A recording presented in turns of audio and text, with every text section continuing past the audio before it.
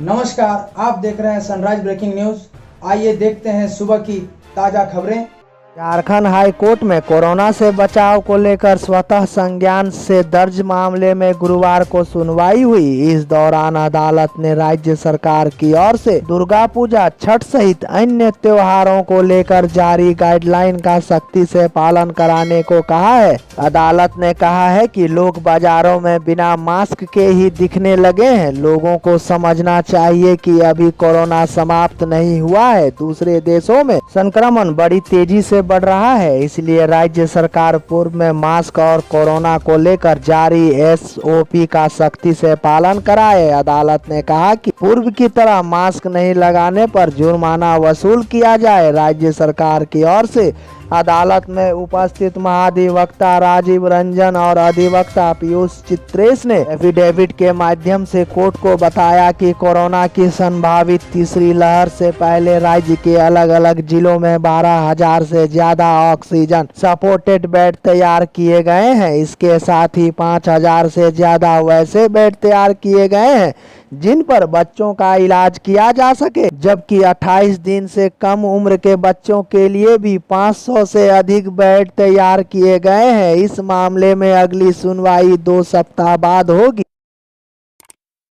देश भर में लोगों में चर्चा है कि मोदी सरकार ने गैस पर सब्सिडी देनी बंद कर दी है। घरेलू एलपीजी पर सब्सिडी अब नहीं मिलने की बहुत सारी शिकायतें भी आ रही है। कुछ शिकायतें ऐसी भी है कि खाते में मिनिमम बैलेंस न होने के चलते उनके बैंक के अकाउंट से पेनल्टी भी काटी जा रही है। पहले नियमित रूप से खाते में एलपीजी गैस सब्सिडी आ जाया करती थी, लेकिन अभी कुछ महीने से एलपीजी पर सब्सिडी नहीं आ रही है और बैंकों द्वारा पेनल्टी के नाम पर पैसे भी काट लिए जाते हैं। ज्ञात हो कि सब्सिडी और गैर सब्सिडी वाले एलपीजी सिलेंडर की कीमतों में जो डिफरेंस होता है उसे ही सब्सिडी के रूप में उपभोक्ताओं के खाते में डायरेक्ट ट्रांसफर किया जाता है। दरअसल नॉन सब्सिडी और सब्सिडी वाले सिलेंडर की कीमत में बहुत ज्यादा अंतर नहीं रह गया है, इसलिए सब्सिडी बंद है ऐसा नहीं है। अब सब्सिडी की रकम सीधे लाभार्थी के खाते में आती है, लेकिन अगर आपके खाते में सब्सिडी के पैसे नहीं आ रहे हैं तो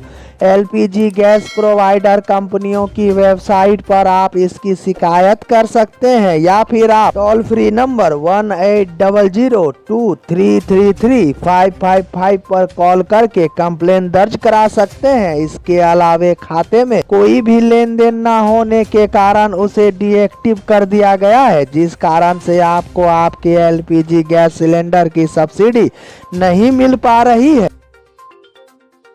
सरायकेला जिले के आरटी थाना क्षेत्र से 62 पुड़िया ब्राउन शुगर के साथ 4 अपराधी गिरफ्तार किए गए हैं, जिसकी सूचना सरायकेला एसपी आनंद प्रकाश ने प्रेस कॉन्फ्रेंस के दौरान पत्रकारों को दी। एसपी प्रकाश ने बताया कि सुबह 3:30 बजे इच्छापुर रेलवे कॉलोनी में पेट्रोलिंग गाड़ी गश्ती कर रही थी। इसी दौरान गाड़ी को देखकर 4 व्यक्ति भागने लगे, जिसे पुलिस बल ने दौड़ाकर धर दबोचा। उस दौरान जब उनकी जांच की गई तो उनके पास से 62 पुड़िया ब्राउन शुगर बरामद हुई। उनसे पूछताछ से पता चला है कि वे सभी सिद्धगोड़ा निवासी हैं एवं ड्रग्स पैडलिंग का काम करते हैं। गिरफ्तार व्यक्ति में राहुल नायक, सुजीत कुमार मुखी, विशाल कुमार और रमन कुमार सम्मिलित हैं। उक्त सभी अपराधियों की उम्र 20 वर्ष से लेकर 30 वर्ष के बीच में है।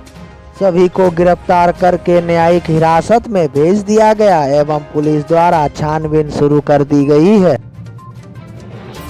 हजारीबाग जिले के सदर थाने में यूनियन बैंक ऑफ इंडिया के शाखा प्रबंधक ने बैंक कर्मी के खिलाफ एफआईआर दर्ज कराई है। बैंक कर्मी की ओर से 3.5 लाख रुपए अवैध निकासी का मामला प्रकाश में आया है। इस संबंध में शाखा प्रबंधक शिल्पी रानी लकड़ा ने थाने में लिखित आवेदन देकर एफआईआर करवाई। आवेदन के अनुसार फिक्स डिपॉजिट खाता संख्या KCC 60/120031 में 3.5 लाख रुपए सत्येंद्र प्रसाद सिन्हा की ओर से 7 साल के लिए फिक्स कराया गया था। फिक्स डिपॉजिट का समय मार्च 2019 में पूरा हो गया था। इधर सेक्टर डिपॉजिट कराने वाले ग्राहक सत्येंद्र प्रसाद सिन्हा अक्टूबर 2020 में जमा किए गए बॉन्ड के साथ बैंक पहुंचे तो उन्हें पता चला कि उनका पैसा किसी अन्य खाते में मई 2013 में ही ट्रांसफर कर लिया गया है। इस संबंध में जब जांच की गई तो पता चला कि बैंक कर्मी पवन कुमार के आईडी से यह ट्रांसफर की गई थी। शाखा प्रबंधन ने पवन कुमार को मुख्य आरोपी बनाते हुए मामला दर्ज कर उचित कार्रवाई करने की बात कही है। कोरोना संक्रमण कम होने के बाद कक्षा 6 से 8 तक के सभी निजी स्कूल खुल गए हैं। इन स्कूलों में ऑफलाइन पढ़ाई शुरू भी हो गई है। हालांकि राज्य के सरकारी स्कूल 24 सितंबर यानी आज से खुलेंगे। स्कूली शिक्षा एवं साक्षरता विभाग के आदेश और निर्देश के बाद शुक्रवार से निजी एवं सरकारी स्कूलों में एडमिशन लिए हुए बच्चे स्कूल आने लगेंगे। ज्ञात हो कि निजी स्कूलों ने लगभग सभी तैयारियां पूरी कर ली है। वहीं सरकारी स्कूलों में भी साफ सफाई सैनिटाइजर का काम पूरा हो गया है। जानकारी के अनुसार कक्षा 6 से 8 तक के लगभग 20,54,865 विद्यार्थी स्कूल खुलने से ऑफलाइन पढ़ाई कर सकेंगे। अब यह बच्चे स्कूल जाकर शिक्षा ग्रहण कर सकेंगे। सरकार की ओर से पहले ही 9वीं से लेकर 12वीं तक के स्कूल खोल दिए गए हैं। बता दें कि झारखंड में कक्षा 6 से 7 तक के विद्यार्थी 18 महीने बाद स्कूल जाकर ऑफलाइन पढ़ाई शुरू कर सकेंगे। ज्ञात हो कि विभागीय दिशा निर्देश मिलने के बाद राज्य के 20,276 सरकारी और निजी स्कूलों में क्लासेस शुरू हो जाएंगे। इसमें 13,660 सरकारी विद्यालय हैं।